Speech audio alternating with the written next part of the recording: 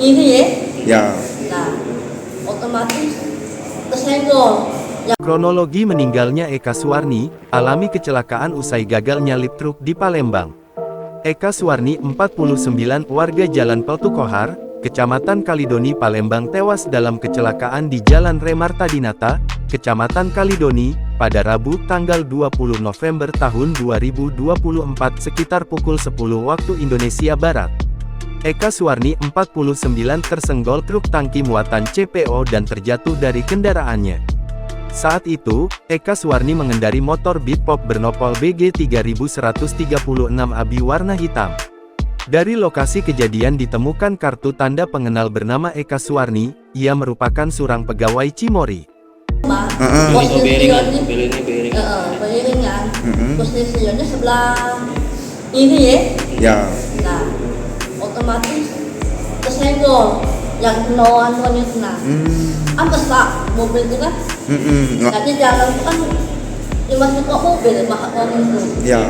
Nah, jadi motornya oleng. Langsung tercampak. Kanit Gakum Satlantas Polrestabes Palembang Ibtu Arham Sikakum korban meninggal dunia di lokasi usai hendak menyalip truk. Kemudian motor yang diserempet oleh truk hingga korban terjatuh. Korban meninggal di lokasi. Peristiwa berawal ketika truk tangki melintas dari arah Pasar Lemabang hendak mengarah ke Pusri. Satu arah dengan korban, kata Arham.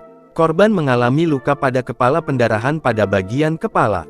Sementara sang sopir truk tangki CPO BG 8503 JB bernama Herman sudah diamankan dan dimintai keterangan. Kendaraan korban dan sopir bersama truknya sudah kami bawa ke Pos Laka Musi 2 untuk dimintai keterangan, katanya.